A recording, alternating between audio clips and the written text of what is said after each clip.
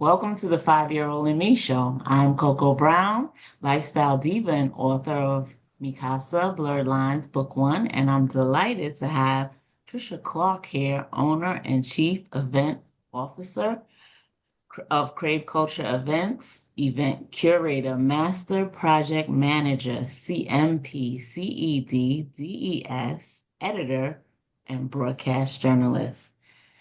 Tricia, thank you so much for joining us here today. Can you tell us about yourself? Sure. Welcome. Thank you for having me. I'm an event planner first and foremost. That's what I love to do. I love to plan experiences and events that bring people together. Um, in my former life, so you could probably hear I'm originally from the UK. So in the UK, I was a journalist, and I was a radio journalist over there. I worked with the BBC, Okay. and that was great. I love doing that. But then when I moved to the US, and started a family and lived somewhere a little bit more remote, the journalism career, it didn't really kind of fall in line with that. So I started to think about what can I do that still has the same type of skills, and that I love to do. So I kind of just went into event planning, and I've been building up my event planning career since then for the last, I would say, 10 years now. Yeah. Okay. Wow. Okay. So, what were you like when you were 5? Oh, so when I was 5, I actually grew up, I was born in Guyana, South America. Um, Wow. And so I grew up there. And then when I was 5, we moved to London, in the UK. Okay. So that was a real transition period for me. Um, I don't remember much about growing up in Guyana, but I would say at 5, I was just starting nursery school over there and like just gaining my little independence, I would say.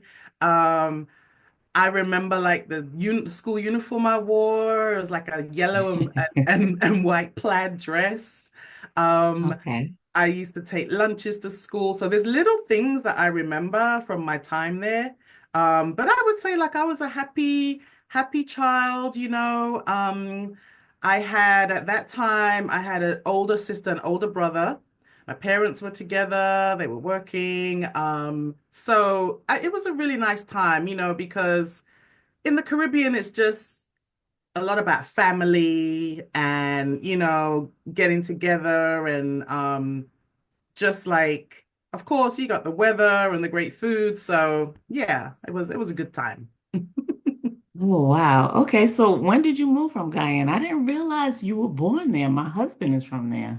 Oh, I didn't know that, really. Yeah. Yeah, Yeah. yeah. I was born there. So my mom, her family is from there.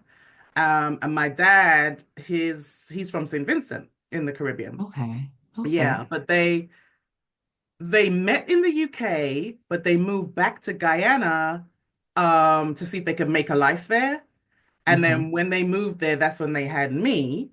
Okay. I was the only one of my siblings born there. The rest were born in the UK.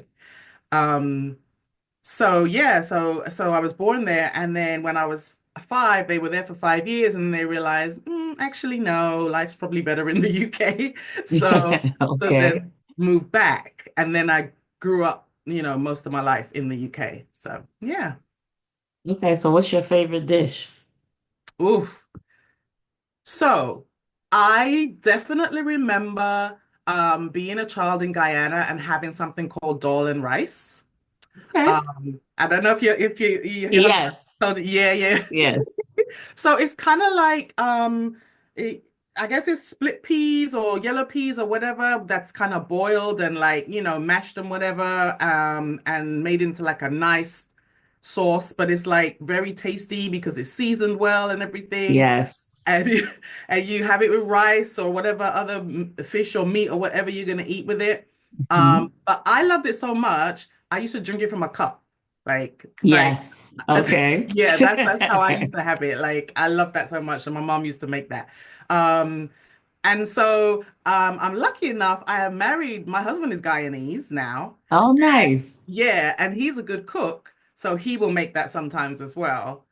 Very Yeah, nice. for me. But I would say that is my favorite dish from growing up. Like I that I really remember, especially at that age.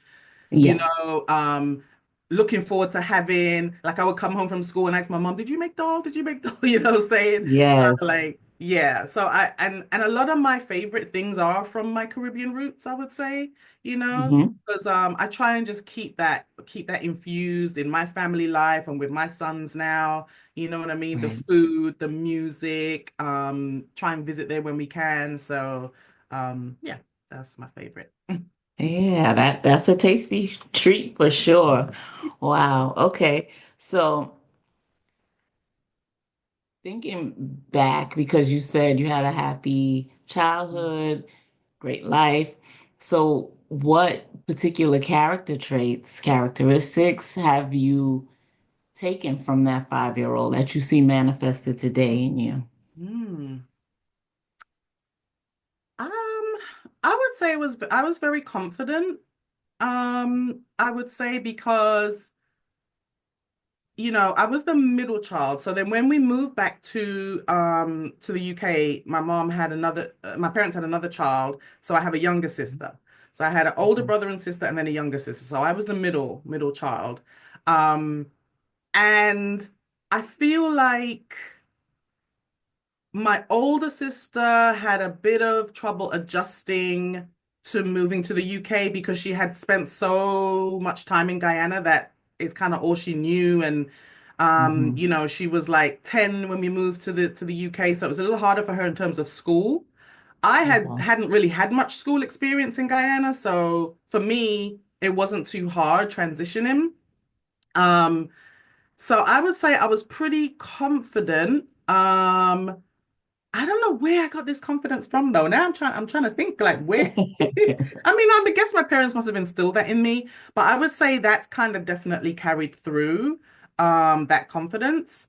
Um Another thing I would say that I see in me now from that young child is my brother was actually physically and mentally disabled, right? So Mhm. my mom had a was a caretaker 24/7. Mhm. So she had to, take care of him, and we all understood that, and we tried to help when we could. But as you get older and you kind of start talking through things and even going to therapy or whatever, like I kind of started to realize that maybe I was craving, some of that attention, from my mom, Okay. even Right. though I knew that he needed it and that's how it was and she definitely gave me attention, but I think deep down, like as a child, you still kind of like, oh, I wish I could have you like all to myself or like all the time. Right. So maybe I kind of carry that through, that kind of need for that attention, that maybe I thought I didn't get from her.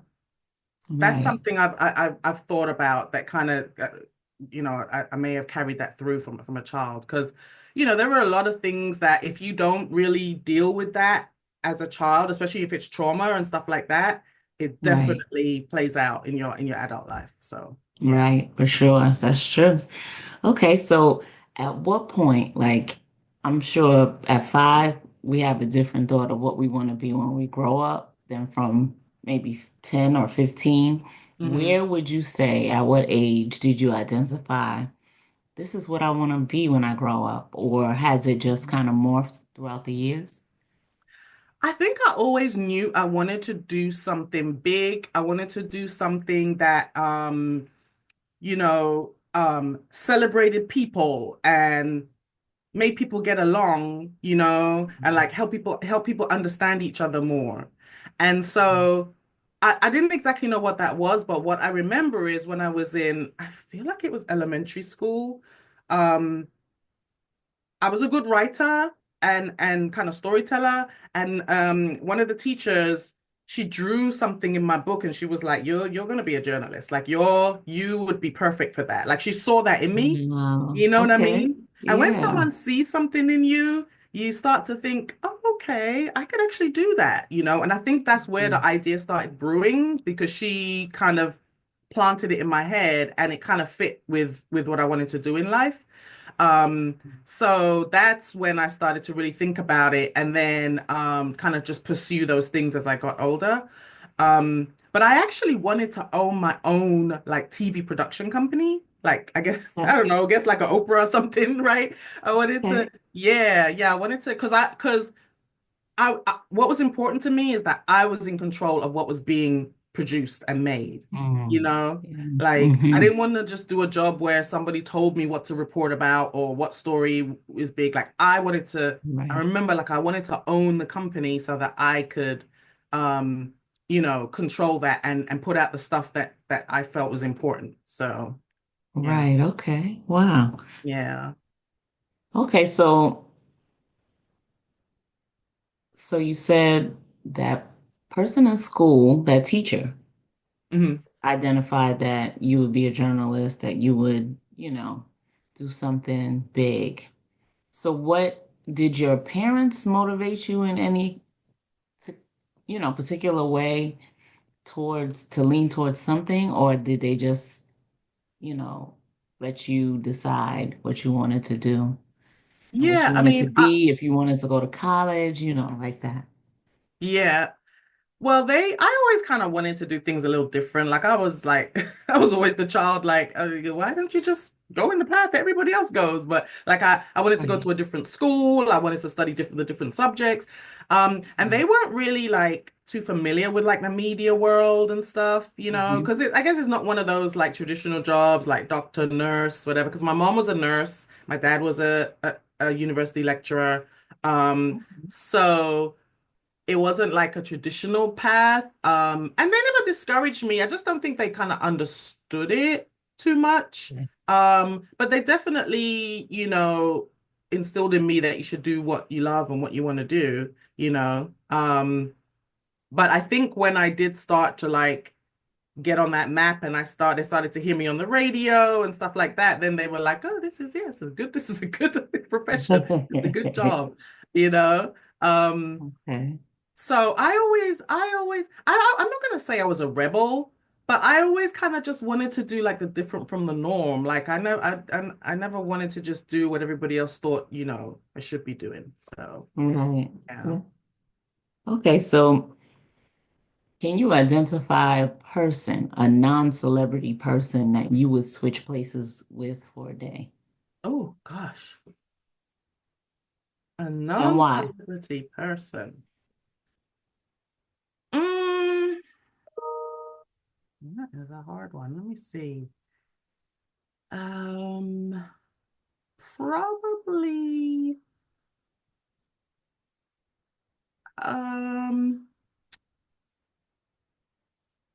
Maybe like somebody who is like some type of like boss CEO lady, like who has her own company and like just that feeling of owning your own, and Right. like being able to kind of dictate what you want to do. Like I like that feeling. So like maybe just, a CEO of a company. I can't think of anyone. Is there someone you follow or, Mm, mm, like on mm. social media or LinkedIn? Is there anyone in particular that motivates you Yeah, I would guess, but on most of the social people are media famous. I platform? mean, Ava Oh, DuVernay, okay. I really love Ava DuVernay because of all of Okay. the things that she produces, but also all Right. of the things she owns as well. Like, Okay. you know, um, and she's always doing things to elevate the medium that she's in, the film industry, you know. Yes. So I love that. Like, I love the content that she creates. And then I love how she always tries to give like other people chances to come up as well within her own company. Right. Yeah. But Okay. she's kind of famous, so I Yeah, that's fine if that's a person that you look to or you admire for, the path they've chosen, and it's in Yeah. your field, so that Yes. makes sense. Yeah, Yes, I can yeah. connect with that. Yeah. So, are you a reader or you a podcast watcher? Like, what's your favorite book or favorite podcast? I would say I am a podcast listener. Okay. Um, I like to do that on a commute if I have any type of long commute, listen to a podcast. Okay. I mean, I have the books that have not been read. Like I have the intention. I mean, I Right. love to read, but it's just one of those things in terms of time management. Um, Yes. and if I do get like a good chunk of time, like for example, like over the holidays would probably be a good time for me to like catch up on reading or obviously on vacation. But just in like day to day, I'm just not able to carve out time to read. But podcasts, I love to listen to those. I Okay. listen to a lot of like motivational, how to kind of manifest what you want type of podcasts. Yes. Um, because I feel like those actually have an effect on you when you listen to them. It kind of changes your energy a little bit. So I like to listen to those. Um, and I would say, and also like I really love listening to podcasts with British hosts because it just Okay. reminds me of home, like Yes. it's like there's what is their podcast called? There's two girls, Sorel and Candice, who have a Mhm. podcast called Closet Confessions. Oh, okay. And they basically just get together. I feel like they're in Candice's closet, but she's got a big closet. And they like just share a confession of the week, like something that they did or was embarrassed about or happened to them. And then people write into them confessions and they try and like analyze it and stuff. But it's just very Okay. funny. It's very Okay. British. I could connect to them because they're kind of like friends that I have back home type of thing. Okay. Yeah. Yeah. So I like that. I listen to that one quite a lot. Okay. And would you say if you're looking at shows, you like drama, you like crime, you like documentaries? What's your vibe for shows? I definitely like drama, Okay. that kind of have a bit of thriller in them. I don't like horrors. No, thank you. Um, and then documentaries are good. I think I have to be really like interested in the subject. Like I really have to have heard about the issue or the person or the topic beforehand and then want to find out more to watch the documentary. If it's a documentary that comes up and I don't really know who the people are, then I probably will pass on it. Um, but yeah, like a good drama, like something that's not predictable, with a good storyline. I think I like to escape into that stuff. So Okay. Okay. And I just want you to elaborate a little bit on the designations that I read off earlier. So I uh-huh. know you're a master project manager, but the letters, could you describe those? The CMP, the Yeah. CED, the DES? Yeah, so the CMP is kind of like a universal, it's a certified meeting professional designation. And it's something that, a lot of meeting planners try to get. And you kind of renew it every 5 years. But it basically shows that you kind of know all of the aspects of meeting planning, the whole life cycle of the event from beginning to end, and you basically study and then you do an exam, like a 3-hour exam, to get that Wow. certification. Yeah, yeah. And then you also have to have a certain amount of credits. So you get those credits by, watching podcasts, attending conferences, different things that you can get for that. And then the CD actually is a more of a like less known one, but one that I found really interesting. At my last job, I was able to do it. It's the certified event designer Mhm. certification. And it's not so much like a designer where you're like, the decor and the flowers and that type of stuff. It's more like designing the event in a way where you're trying to change people's behavior as they go through the event, right? A Right. lot of what I kind of talk about, with my business, and I really kind of connected with it.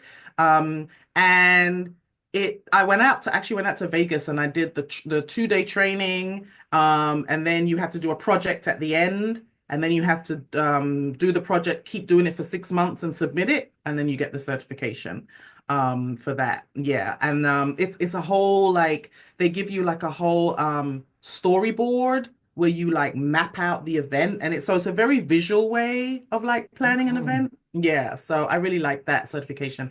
And then the last one is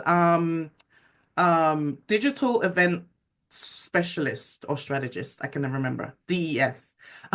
So that was one that I got during COVID because a lot of events were going virtual, and Yes. it was just a course about the technical side, how to make virtual events more engaging and things like that. So that was offered by an event association. They kind of offered out that certification, and you kind of go through the course and then you take an exam as well for that one. Um, Okay. yeah, so I think that I kind of like to do those certifications because they just kind of put a bit more of a stamp on your expertise. And when people see them, they understand that you've gone through some other training. Especially the CMP. Like a lot of jobs will want to see that now when you're going for meeting planning positions. Right. But for me, it's like I always want to elevate my education because meeting planning is changing. Like it's not just you do it one way all the time and that's it. There's always new Right. trends. So that was why it was important to me to get those.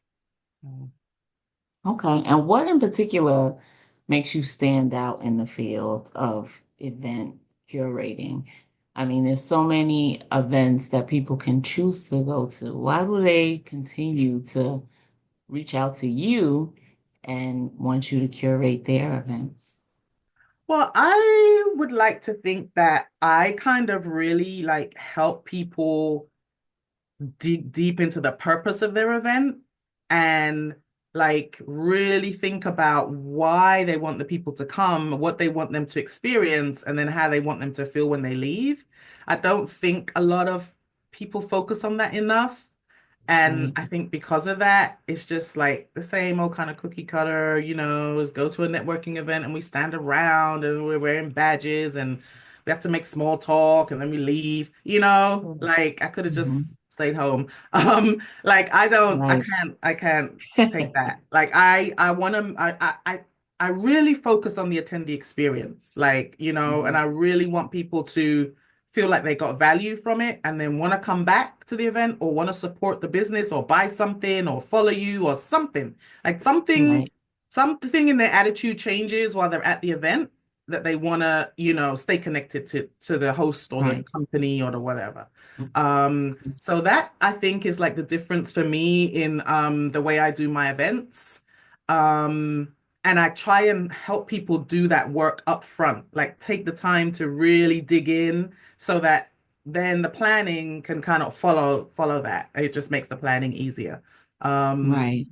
but but yeah, I mean, I think that, and I also really am interested in diversity as well in my events and like promoting diverse groups and communities and things like that.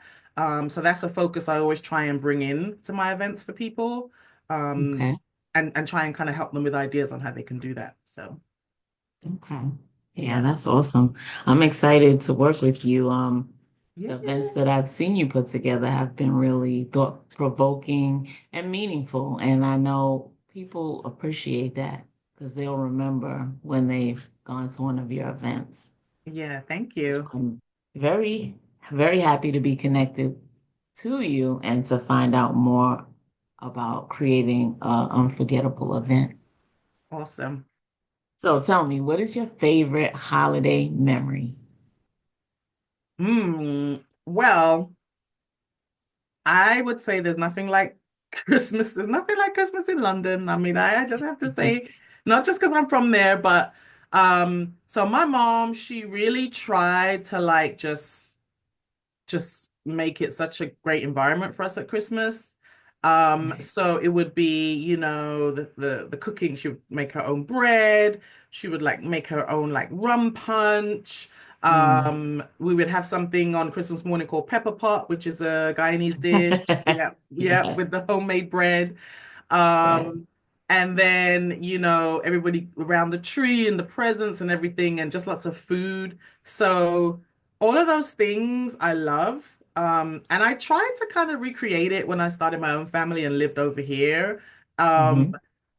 and I tried, it was fine. But whenever we can, we just go back to London for Christmas because I'm like, I can't outdo what my mom does. So so but Right. that's I mean that memory of like her in the kitchen and she's playing the Christmas music, like she has like Christmas soca songs or Christmas reggae songs, and so she's playing she's playing that, she's cooking the stuff, the smells, the anticipation, because Yeah. like when you're younger, so we used to go to church on Christmas Eve, Hmm. and you used to get a chocolate at the end of the mass, and then the anticipation of coming home because it was midnight mass. So after the mass, Right. you would come home and then you'd be like, okay, Christmas morning, like just that, just that kind of sequence of events, all that feeling.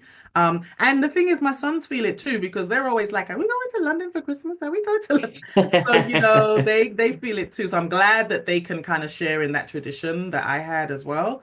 Um, so yeah, that whole kind of Christmas Eve to Christmas Day feeling is like my best holiday memory. I mean, I really tried. I was like, I need to create some traditions over here with my sons. So we'll do ice skating and we'll do like making cookies, but nothing can beat that childhood, like Christmas memory. So Right. Yeah, that's true. Beautiful memories are made around the holidays. It's true. definitely, It yes. always goes back to your parents, especially if you have a good upbringing, you just really cherish those times, those memories, Yeah. and the feeling.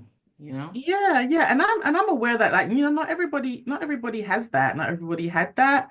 Um and people obviously will create their own new traditions. So that's why I'm even more grateful because as you get older you realize, oh, not everybody's Christmas is happy like that. So Right. that's why I Yeah. feel even more blessed. So yeah. Yeah. So thank you for making your mark in the events arena. It's so nice. It's refreshing to see a new take or just a person that's thinking through the process and not just going through the motions like a lot of people may do. So I Yes, want yes. to thank you for joining me here today. Oh, Could you you're tell the welcome. people how to find you? Yes. So the name of my company is Crave Culture Events. I am at Crave Culture Events on Instagram, and my email is info at cravecultureevents .com. And the website is cravecultureevents.com. It's all the same. So, Yes. yeah, just check me out. Send me a message on Instagram, look at my website, and I'm happy to kind of, do a consultation call with people just to kind of see what they might want to do and if I can help them. So, Very nice. Thank you so much. all right, you're welcome. Thank you. It was good speaking to you.